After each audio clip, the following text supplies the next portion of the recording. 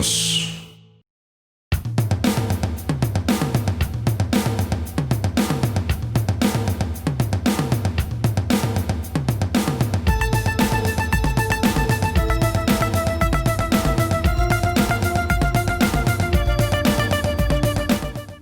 Welcome back to Laughing in the Dark, the podcast where I hang out in haunted places with comedians. I'm your host, Sarah Jones. This is another fixture in our Minisode series where I talk to listeners just like you and hear your own personal ghost stories. For this Minisode, I got to speak to Ryan about a haunting experience that he had back in rural Colorado. Here's the Minisode. Take a listen.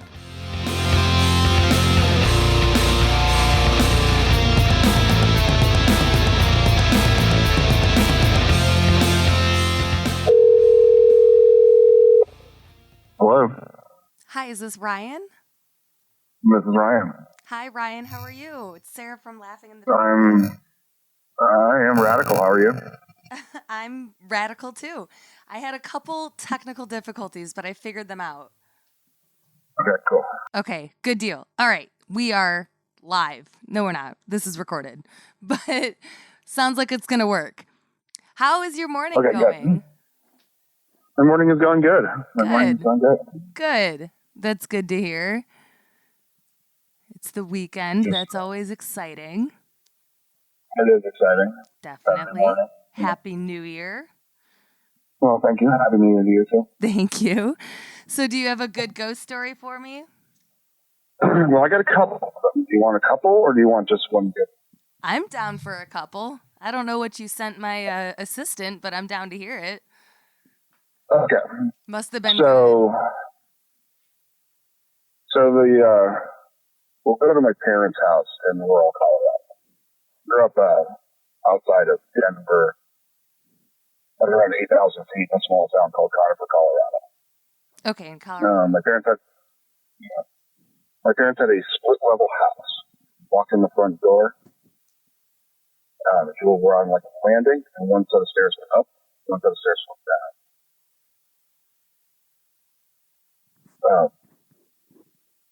At the bottom of the downstairs, and when we got to the bottom of the stairs, straight ahead, and there was a bathroom door. There's two bedroom doors on the left and a bathroom door that faces the stairs. So when you walk out of that bathroom door, you can look up the stairs, front door, and the landing. Okay, I'm with you. One time when I was 17, my parents were out of town, and the house had always been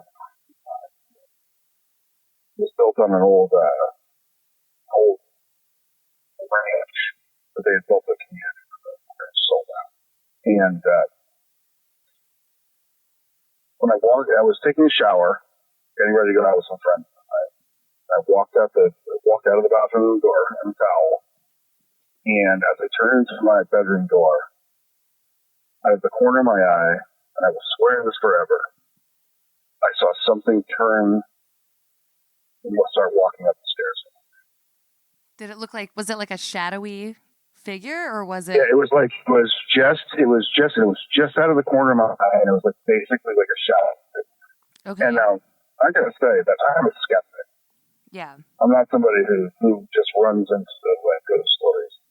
It's just believes that. I mean, I don't really even know about believing things. Right. And that's what makes it such a like a kind of like a pivotal moment in my life, because it's really pretty crazy thing. Because not only did it like turn the stairs, but I will so help me God, it felt like it looked at me. If you said it felt like it looked at you? Yes, as it turned the stairs, like turned the corner to go from like where the front door was to the upstairs, like it felt like it like looked at me. And that was the vibe that was out of the corner of my eye. So I started like yelling up the stairs. I was going to say, because you saw it out of the corner of your eye, so it's almost like you just had that sense of someone looking at you more than actually. Exactly. You know what I mean? Yeah, I'm right. feeling it. Yep, and it like raised all my hairs on my arm, and so I started yelling up the stairs. There's somebody in the house. Was there? Yeah. We had a dog. The dog wasn't barking or anything odd, and my parents were on vacation, and I would have the house completely to myself. So I went up the stairs and started, exploring.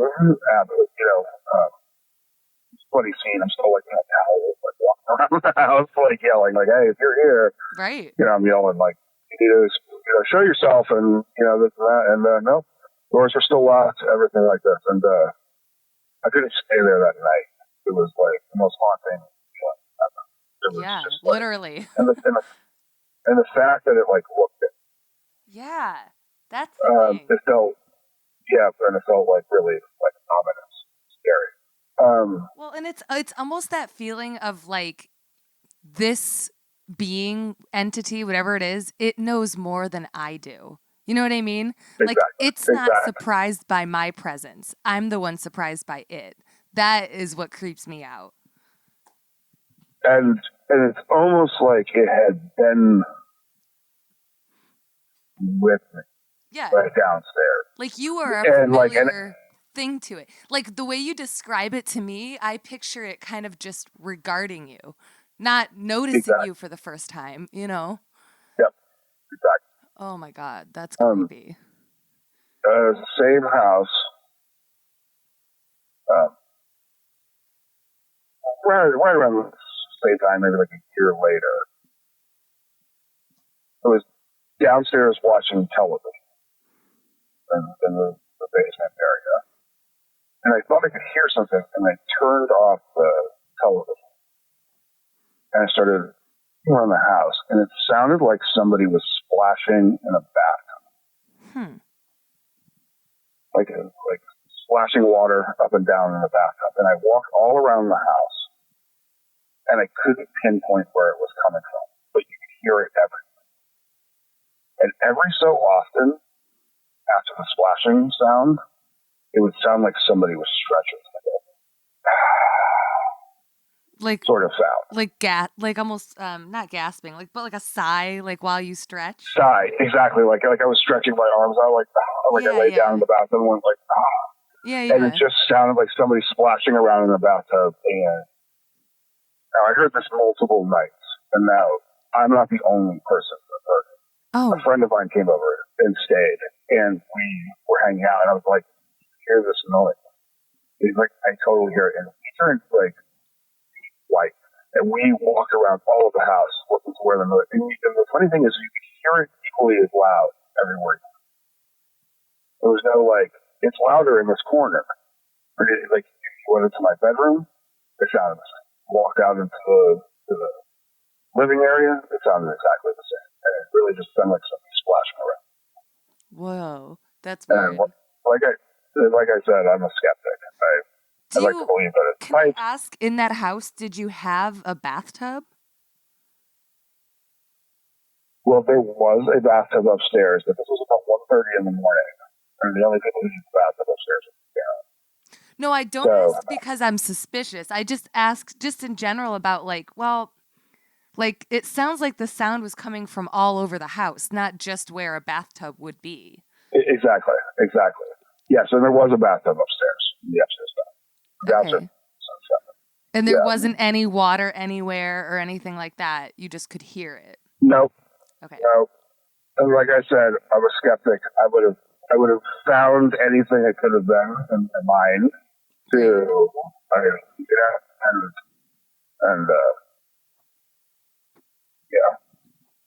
Alaska at my friend's house in this area. Same area. Same area. He had the basement room of his house, and we were younger. This is before that, and he had an older brother. His older brother was like messing with us all day, and so was like a little freaked out, anyways. And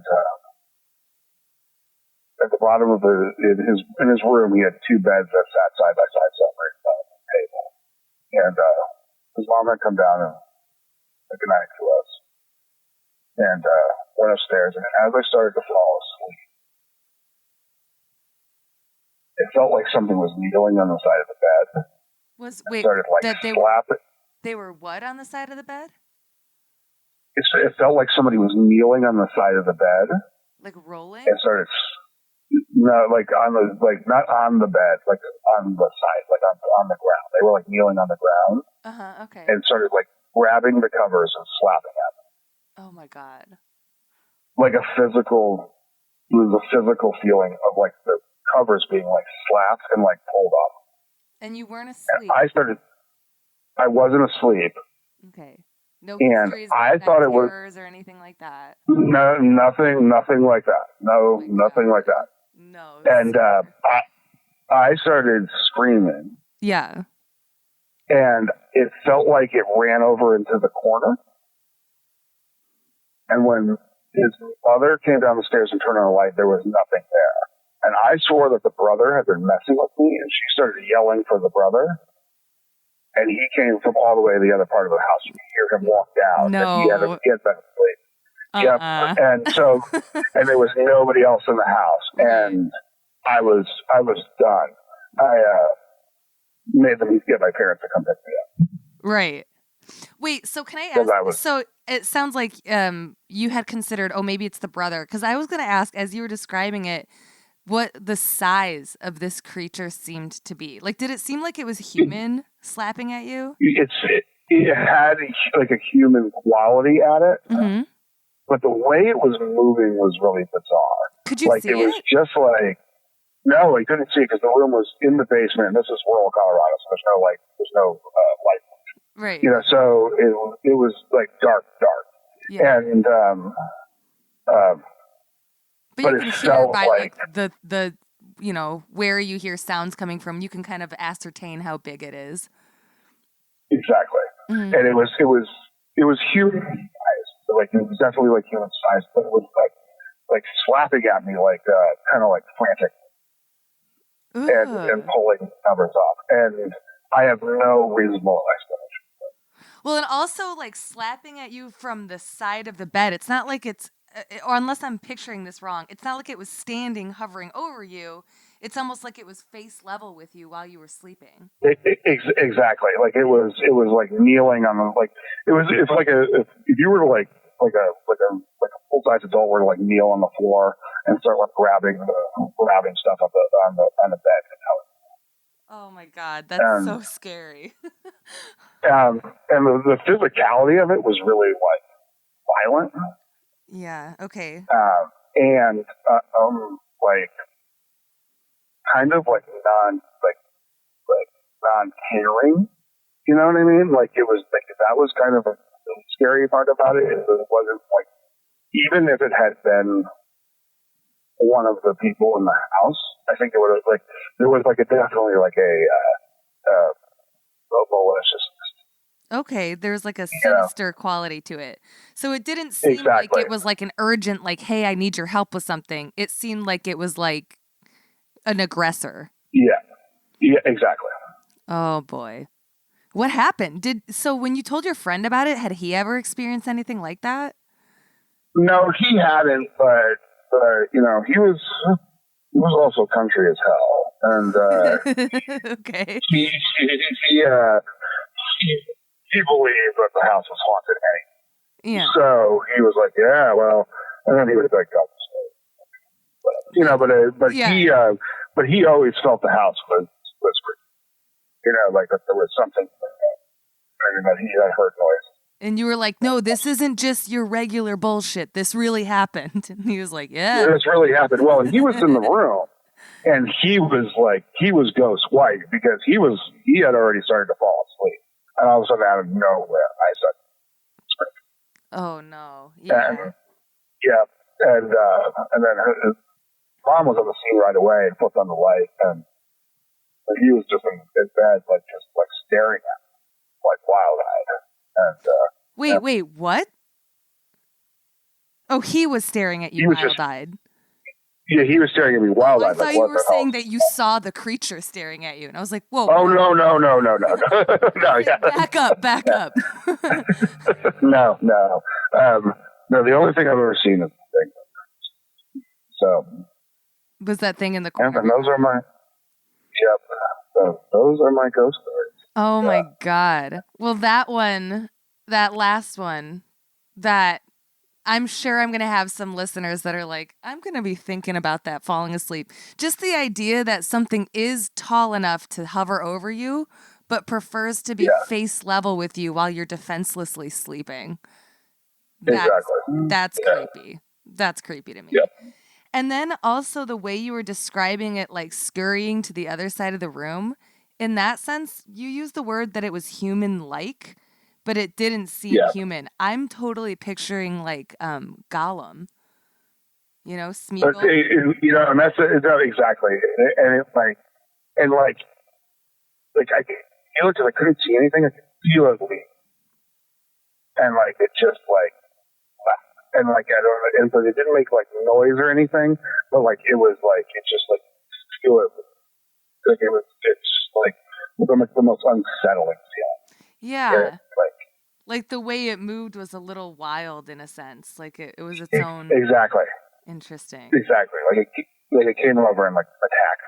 Oh my God. Well, in that sense, it almost seems like it's like a feral human almost, but like it's an animal. Like exactly. I have a cat. Like my cat will get in wild moods where she starts like kind of attacking, my feet or something. You know what I mean? But sure. This doesn't sound like it was the vibe that you got from it doesn't sound like it was playful or urgent, but that it was an aggressor, that it was sinister. It didn't care for my safety or any, you know what I mean? Like,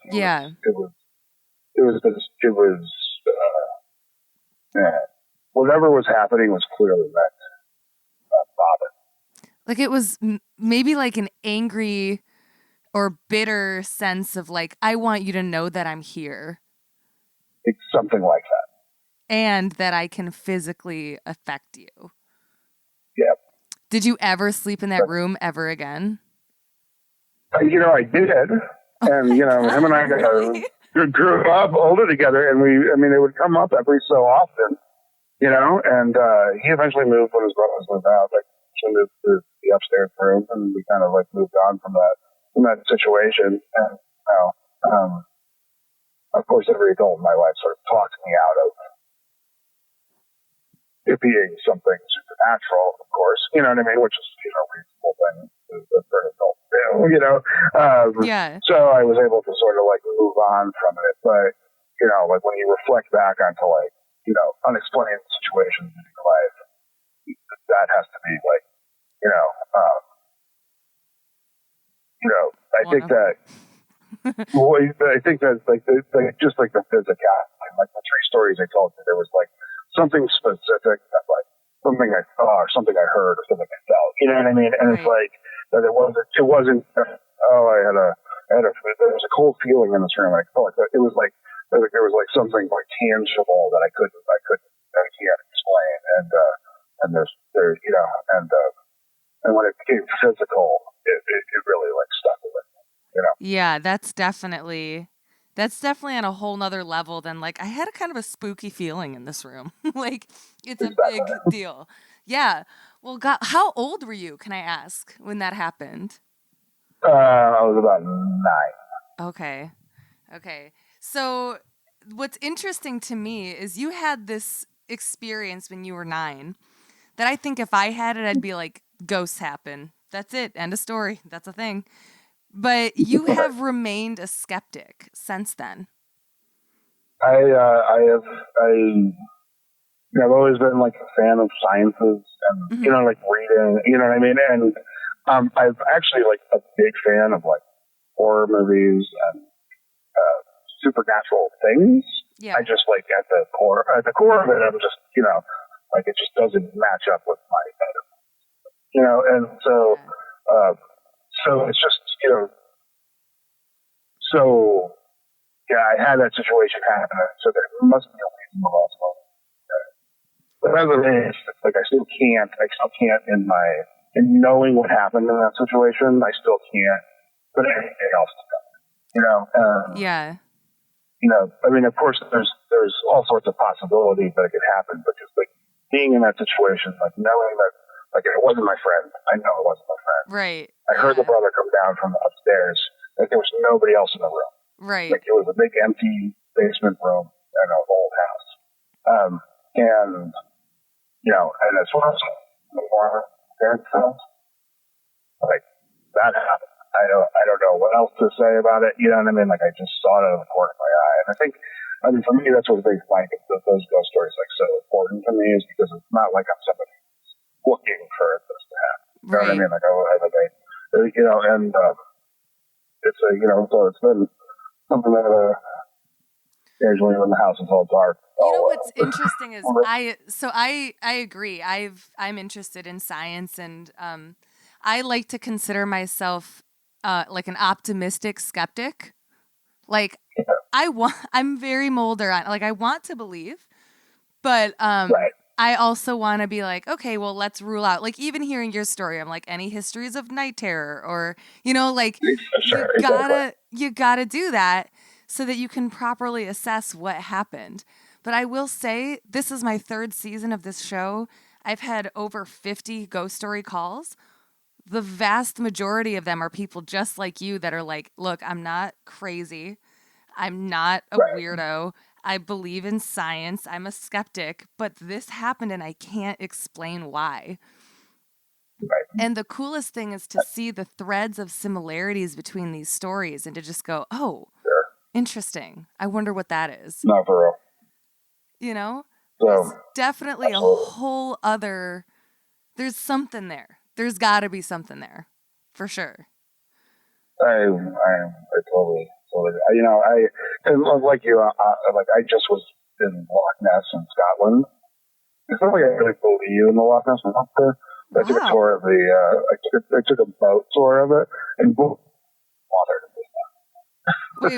What did you just say? When I took a boat tour of Loch Ness, and you know I don't really believe in the Loch Ness Monster, but boy did I want there to be one there while I was there. You know. I feel the same. I don't really believe in it, but God, I would love if we just were like found it. I'd be like, that's great. That is terrific.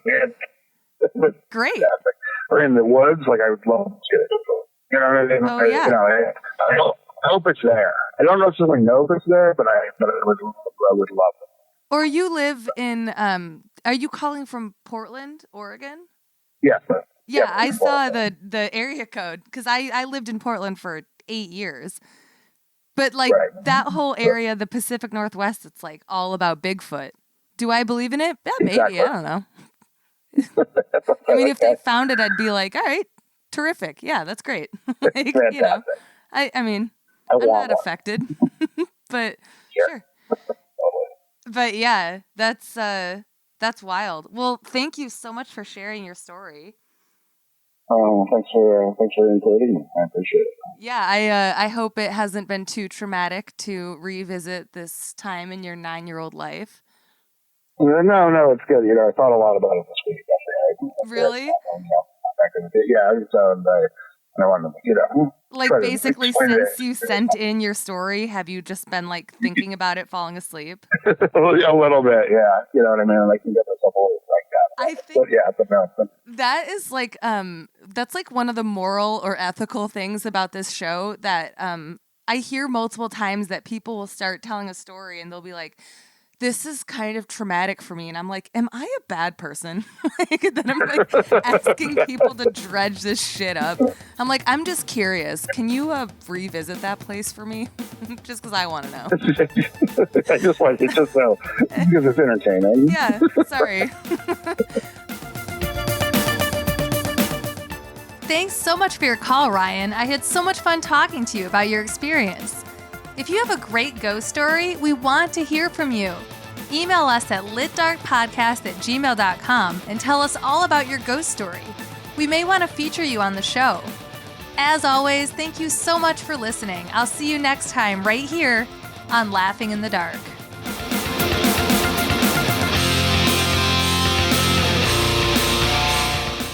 Laughing in the Dark is brought to you in part by Heck Yeah Studio.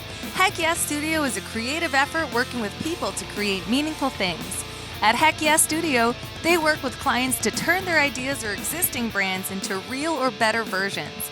Heck Yeah Studio is the place to go for custom illustration for a full range of branding services, like killer logos, great colors and typography, and fun illustrations for pins, signs, prints, shirts, vehicles, posters, or anything you can imagine. At Heck Yeah Studio, they work with love. Their dream client is someone who is passionate about what they do. At Laughing in the Dark, Heck Yeah Studio has designed our logo, all of our merch, and any posters or stickers that we have. I am so proud and lucky to work with such an awesome company, and I could not recommend them higher.